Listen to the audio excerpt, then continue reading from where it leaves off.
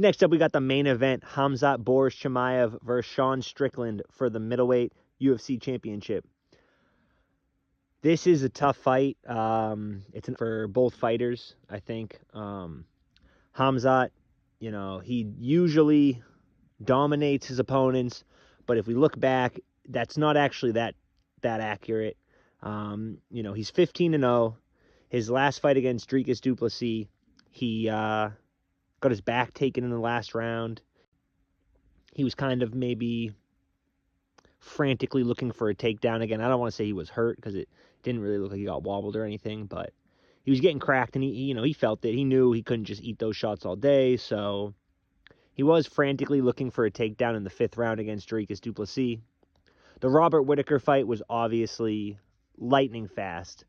He got that rear naked choke, face crank submission in the 1st round. But before that, Kamaru Usman took that fight on short notice, up a weight class, and it was a majority decision for Khamzat. One referee scored it a draw. I rewatched that fight. I think,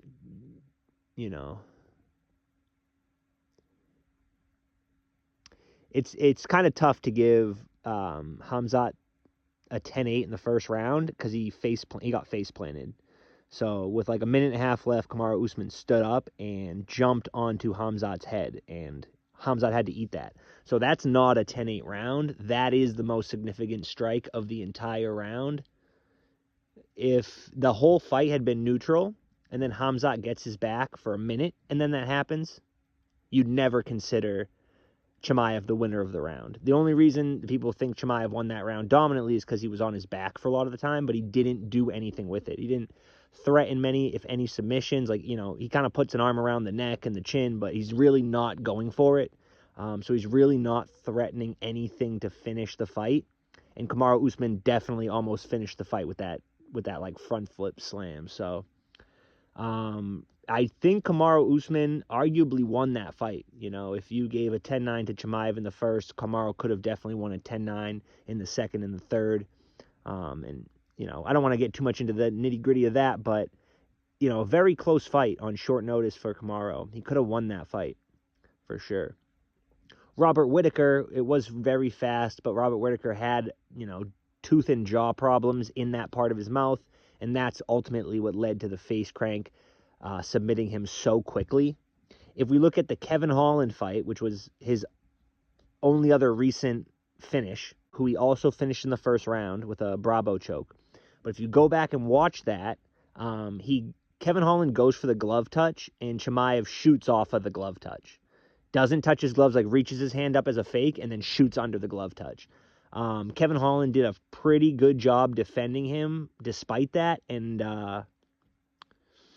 Kevin Holland's like, he's not a bad grappler, but he's not a great wrestler. He ends up on his back pretty often. He's just decently threatening off his back, so it's like, maybe they don't want to leave him there too long, but all in all, his wrestling's pretty bad. He gets taken down often, I think his offensive wrestling's pretty good, but his defensive wrestling's not great, And then before that was the fight against Gilbert Burns, who's coming up from 155 pounds. Not to mention the Kevin Holland fight, Khamzat misses weight, right? So Khamzat is already big for the 170-pound weight class, and he had to fight Gilbert Burns, who's one of the shortest 170 pound fighters ever, other than like BJ Penn. Gilbert Burns coming up from 155. Gilbert Burns rocked him multiple times, had him, hesitant to maintain top position without enough control. Khamzat was kind of worried about what Gilbert was doing with his jiu-jitsu. He didn't want to get sweeped. He didn't want to get put in a submission. And you see that later coming back in the Dricus fight, where in the 5th round, he goes for like a takedown on Dricus, and Dricus hits him with a in between the leg hip toss from Whizzer. So if you can threaten a little bit with some counter grappling, I mean, Kamaru did it in the 2nd and 3rd round. He like feinted a takedown, and that basically stopped the takedowns from Khamzat. And Gilbert Burns arguably won that fight as well. You'd have to go back, but it was close enough. And there was enough times that Khamzat got dropped or rocked that, you start to reconsider how you score stuff, right? If you get dropped twice in one round and don't drop the guy, does that automatically become a 10-8? Like, it could, right?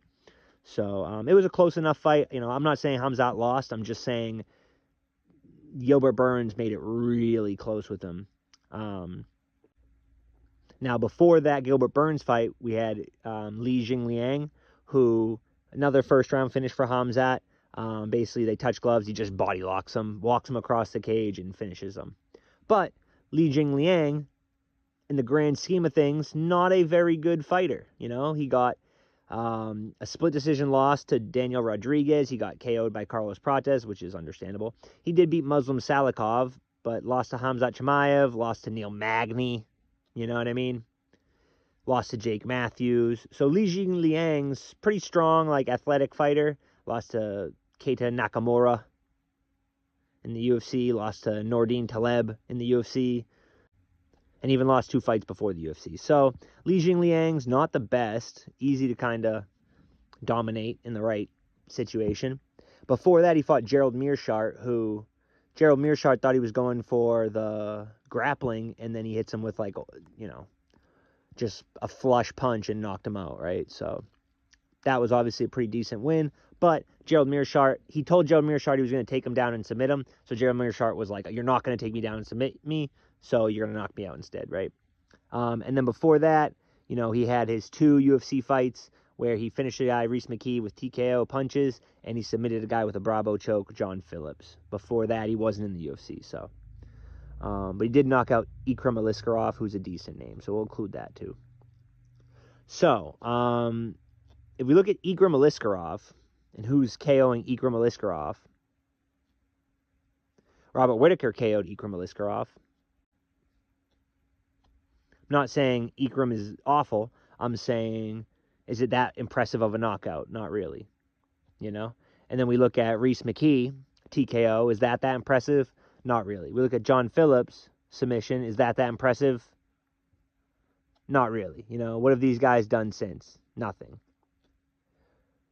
So, including the Khamzat fight, and then the fight after that, John Phillips lost to Jun Young Park, lost to Khamzat, beat Allen, lost to Jack Marshman, lost to Kevin Holland, lost to Charles Beard. So he was going into the Khamzat fight 1-3 in his last 4, and he's 1-5 in his last 6 since the Khamzat fight. Not an impressive win. Reese McKee, kind of same thing. Who'd he beat since? He lost to Axel Sola. He lost to Chidi Njokwani. He lost to Angelusa. Alex Morono, all after the Khamzat loss. So since the Khamzat loss, he's only been able to win outside of the UFC until he got his Danielle Frunza win in 2025. But he basically can't win in the UFC except for one fight, but he can win outside of the UFC, and that's who Khamzat, looked like a phenom against, right? Gerald Meerschaert, not a great record since either. Gerald Meerschaert's record since Khamzat, shoot. Lost to Khamzat, won 3, lost 1, won 1, lost 2, won 2, lost 5 since Khamzat. That's not great. Li Jingliang, we kind of already went over. Gilbert Burns is obviously the best of them as far as how his records looked since. Not too bad. A good fight against JDM. He ended up losing, but Kamaru Usman's barely fought since. He didn't look great against Buckley. He won, don't get me wrong, but he didn't look like his best, right? So if that Kamaru is the one who made Khamzat really struggle, I don't see Khamzat being this elite fighter like everyone thinks. He's cheated in half his fights. Cheap against Kevin Holland. Cheap against Jared Meerschaert. Li Jingliang, not that cheap. Headbutted Gilbert Burns at the end of the 5th round because Gilbert Burns actually made it competitive, so he freaking grabbed him. You can say it was friendly, but I don't know. If I headbutt you, you're going to feel it more than me. You know what I mean? So it might feel friendly to me, but it might not feel as friendly to you when you're getting the headbutt, you know? Kamaru Usman, he went to touch gloves with Kamaru after talking so much crap leading up to it. He went to touch gloves with Kamaru, and Kamaru didn't. And if Kamaru had gone for it, I bet that's when he shoots the takedown. You know what I mean? So he's just kind of a cheap fighter. Dricus du Plessis, that fight should have got stood up 1,000 times. If that was UFC from the 2000s, that would have got stood up twice in every round. No lie. People were getting stood up just from keeping punches to, like, not damaging. Like, if you could just control their posture and their punches were just like little tic-tac shots and they weren't doing damage, you'd get stood up because you stalemated the position. That's actually how the rules were originally written. If we look at Sean Strickland, here's his big issue. You know, Khamzat Chimaev, great wrestler, don't get me wrong. Sean Strickland, great defensive striker. Not the best offensive striker unless he really gets into his flow or you're getting tired or something, right? But if we look at his fights, he's coming off a win over Anthony Hernandez. Now, Anthony Hernandez, great grappler, but totally different than Khamzat. Anthony Hernandez kind of tried to walk his way in towards Sean and then maybe go for like a body lock and a takedown. Khamzat's going to be shooting from, 6 feet away.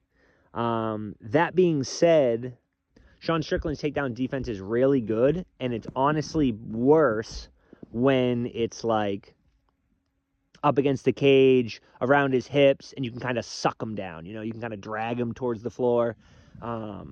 That's when his takedown defense is a little bit worse. And he'll put his hand out. He won't grab the fence, but he'll like ride the fence with his hand, trying to slow down the fall, stuff like that. But when he gets square hips against the cage and underhook, it's a little bit better. Or when he sees it coming, it's a lot better. He can kind of angle off, drop. He'll probably he's left foot forward, kind of heavy on that back foot. So he'll kind of shoot his left foot back, drop his left shoulder heavy. So if he can catch a whizzer, when he drops his left shoulder, if he can catch an overhook on your right arm, as he kicks his left hip out and around you, hopefully around your hand, he's basically on the side of your body with kind of like a Dar setup. That's kind of the position he wants to take for this Khamzat fight. If Khamzat shoots in, he wants to almost pivot and sprawl simultaneously, where he's taking like an angle to his left away from Khamzat, and he shoots with his head on the inside, so his right side, which would be Sean Strickland's left side. So if you can go towards your left side and heavy shoulder on that Khamzat's right arm, which is again on your left arm, if you get heavy whizzer there, you're stopping a lot of that momentum for the takedown. And then I'd say maybe like a couple short punches if they're on their knees, and then as they get back to their feet, using that forearm frame on the right side of Khamzat's neck while maintaining that overhook control until you can disengage and get back to circling, jab, teep, etc. So that's the thing with Anthony Hernandez, is it's not really the same type of grappler, but Sean finished him in the third round. Dricus du Plessis, decent grappler, very unpredictable, very weird style. Sean also said he had a broken arm in the second fight, and that's why the head kick kept landing so much he couldn't really lift his arm to block it. So if that is true, we can't really count the second fight that, confidently. We can't use it that much, but we're going to use the Paulo Costa fight. Paulo Costa, that was a split decision, so I don't really remember him landing too much after like the first or second round, so I don't know how he got 3 rounds for, one of the judges, but, clearly he did. But that fight is kind of what he needs to do in this fight, Paulo Costa, great athlete, scary power at the beginning, big body kicks, big open stance, head kicks, stuff like that, right? Now, I'm not saying Khamzat has that same repertoire or anything like that. What I'm saying is the way he beat Costa was kind of staying calm, surviving the early onslaught, bringing him into the later rounds, and then the 5th round, Paulo Costa was basically done. Like, he was like running away from Sean Strickland. I think they gotta call fights for that. If it's like 20 seconds left and you're sprinting away from someone and he's like throwing kicks and jumping at you, and end the fight. You just quit. You literally are quitting. You're not like you're not like facing them and like back stepping, appropriately countering. You're literally like turning and running and stuff like that. I think at that point, that's the end of a fight. Kind of like Josh Hokett flipping off that dude, I forget his name right now, and that guy just quitting, and they stopped the fight like that. I think that should happen a lot more. I think that would have happened in the Paulo Costa fight, you know, as well as, you know, maybe some other fights in the past. But anyways, kind of a similar game plan. He has to survive the Khamzat athleticism early, keep his gas tank, keep his composure, stick behind his jab, his teep, and then wear on him in the 3rd, the 4th, the 5th round, right? But before that was the Dricus 1 fight, which was a lot closer. He landed some good damage in that fight, arguably won that fight. That's why he got the rematch pretty soon after. Dricus is kind of hard. Dricus doesn't really compare well for anyone. So, for example, Khamzat, right? Khamzat was able to get on top of Dricus, sit on his arm with the crucifix, and wrap up his other arm and just stay on Dricus du Plessis' like shoulders, basically. Like his head and shoulders and chest region was the only part of Dricus that was actually held down, right? Dricus is the type of fighter that if you manage to get him in that position, he is now cooked. He has no ability to get out because most of his weight is in his shoulders. So if you're now weighing down the heaviest part of his body, he doesn't have like good mobility. He's not going to like use his leg and get it all the way over to your leg and wrap your leg and pull you all the way back and regain his guard. He doesn't have that. He needs to like roll out from his upper body. So that position is kind of a specific position. On Dricus, it's going to work a lot better than on most people. And Sean is one of those people that it's not going to work. I mean, it could work better, right? Because he's maybe not as strong as Dricus. So if he gets in that position, could it lead to a finish? Potentially. But I think he'd be way harder to hold down in that position because he has less... Like, Dricus has, like, ballooned up muscles in the way. So if you're trying to, like, clear a shoulder, that's, like, a lot of meat holding you in, you know? Sean doesn't have that. He's kind of slender. Still has some good muscle, but it's, like, it's not bulging anywhere. It's, like, it's just where it is, you know? It's on his bones. Dricus is literally, like, inflated like a cartoon character. Like when SpongeBob first works out or something, you know? But before the Dricus fight, we had Sean versus Israel Adesanya. That doesn't really tell us too much about the Khamzat Chimaev fight, except that Khamzat's probably not going to stand with Israel that long. And if he did, he's not going to probably draw. He's not, like, the chances that Khamzat can drop Israel in the first round is almost zero. So the fact Sean did that, you could say Israel was like on tilt because Sean got in his head. You could say Israel was still, like, you know, maybe not at his prime from getting knocked out by Pereira. You could say he was overconfident and didn't think Sean had the power to hurt him. But Sean did hurt him in the first round, right? And I don't think Khamzat could do that to Israel. I don't think Khamzat has the skill to do that to Israel. Could he hurt him if he hit him? Yes, but could he hit him? I don't think he could, you know? Then before that, we had the Abus Magomedov second round TKO. For this one, I mean, Sean, basically, this is kind of the Khamzat game plan. It's survive the first, make it a war, get him a little tired, and then start pouring it on him going forward after that, you know? So I think that's a you know, it's decent. It gives you decent idea of what's going to happen in this fight, maybe, or what could happen. Before that, he won a decision over Nasruddin Imavov, striking. Before that, he lost a split decision to Jared Cannonier. I watched it back, like, kind of recently, a couple months ago, and I think Sean actually did win that fight too. He just has a style that, like, it's hard to tell when he gets hit sometimes. So they give the other guy points when they shouldn't. And then his punches, you can't really tell how much damage they're doing until the guy can't stand anymore, you know? And then he's just crumbling under everything. Before that, he got knocked out by Alex Pereira, which, you know, fuck it. Anyone can get knocked out by Alex Pereira.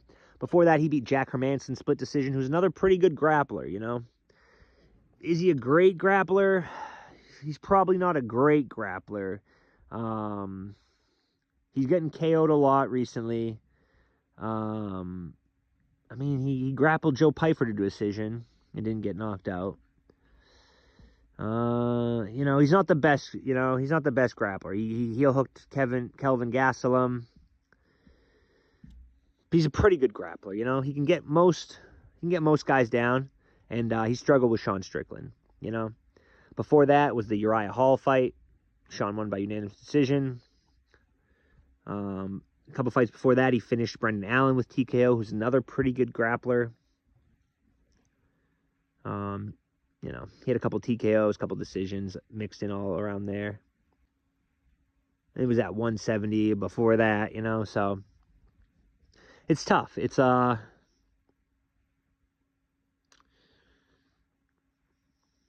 Khamzat looks a good amount more dominant in his grappling than everybody else in 185 pounds ever has.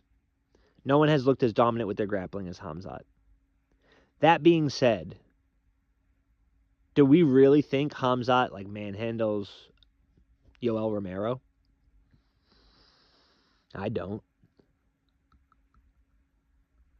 I would love to see. I really don't. I don't think Khamzat even wins that fight, let alone dominates.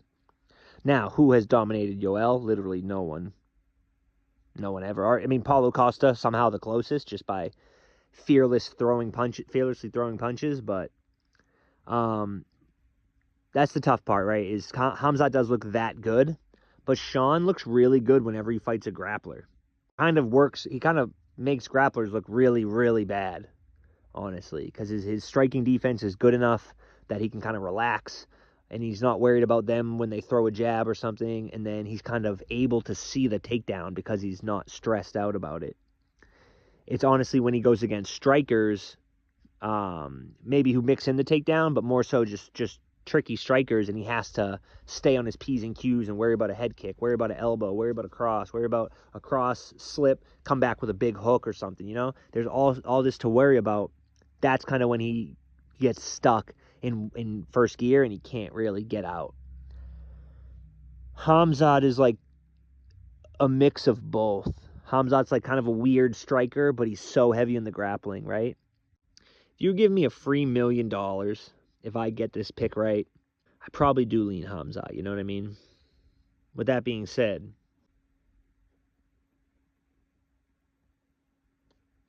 Khamzat versus Strickland. Khamzat's a minus 575 favorite. Does anyone remember what Strickland was when he beat Adesanya for the belt? He was like a plus 900 underdog. Right now he's a plus 425. It's just one of those things, man, where it's like, even money, yeah, I'll lean Khamzat just because grappling right now. Here's the thing, guys. With grappling, grappling's about control, right? Striking is about slickness and style a little bit, right? But grappling's just about control. So if you're 1% better in grappling, you're going to win most of the time. Anyone's got a puncher's chance when we're striking, guys. But yeah, so, anyone's got a puncher's chance, but in grappling, it does lean more towards skill in every aspect. So, like, every 1 degree of skill that you gain makes you noticeably better as a grappler. So that is the thing that makes it most tough. If I was to bet on this fight, I think I would have to throw some money. If I was going to just do like a money line bet, I think I would have to throw some money on Sean Strickland because I don't think it's this far apart. If we think about it, minus 575 to plus 425. Can we look at the Ateba Gutierrez? This is crazy. Ateba Gutierrez is minus 1,000. Ozzy Diaz is plus 700. Ozzy Diaz has been knocked out 5 times, and Ateba knocks everybody out. That kind of makes sense. Sean's never been held down, and Khamzat has awful cardio, which is Sean's strong suit. I don't really think these should be that far apart. If it was a minus 300 for Khamzat, I'd probably still say vote for Khamzat. But at minus 575, you'd have to bet $1,150 to make $200. With Sean, you bet $100, you leave with $525. So you bet 100, you get 425 back extra. Doesn't even, as far as betting, it's not even close. You have to put the money on Sean Strickland and just hope. Or what you do is, you go to like Khamzat Chimaev by decision, right? And then you increase your payout a little bit there. So all in all, I mean, I think Khamzat's kind of overrated, and he's good. Don't get me wrong, but I think he's very overrated. It's a tough fight for sure, but I honestly think Sean Strickland is Khamzat's worst matchup in this division. We had Khamzat, training with Brendan Allen this camp. Brendan Allen came out and said that he thinks they were getting really good rounds, and I mean, if you watch the video, Khamzat does seem to be dominating him in the grappling, but Sean Strickland dominated Brendan Allen in the grappling. Sean is the most defensive, probably the most durable, probably the most well-rounded, and definitely the best mix of all three in this division. And that's kind of what you need to beat Khamzat. You need to be able to defend grappling early, not lose instantly, like Robert Whittaker or Kevin Holland or Li Jingliang. But you also have to have the striking to be able to compete with him, like a Usman or Gilbert Burns. And then you have to drag him into the deep waters, like a Dricus du Plessis, where he probably won. Dricus probably won the fifth. Again, if it was even bets, I'd probably lean a little bit towards Khamzat. But with the odds the way they are, I got to go with my boy Sean Strickland, and I do think he's the hardest matchup. But that being said, Khamzat does look pretty hard to stop at this point. So I'm going to go Sean Strickland, but I could see it going either way. But that is the last fight on the card. It's going to be a stacked card, top to bottom. I mean, I don't think I'm going to skip a single fight on this card. We got veterans, we got journeymen, we got gatekeepers, we got prospects, we got champions, former champions, guys who have kind of done it all, like Jim Miller and Bobby Green and Jeremy Stevens. Exciting prospects like Yaroslav, Joel Alvarez, Ateba. We had the Sean Brady and Joaquin Buckley. We had Alexander Volkov and Waldo Cortez Acosta fights. Those are great title eliminators. So all in all, it's a great card. Either way, the fights are going to be so good, top to bottom, start to finish. I hope y'all like the breakdown. I hope y'all enjoy the fights. I know I'm gonna. And we'll see you next time. Peace.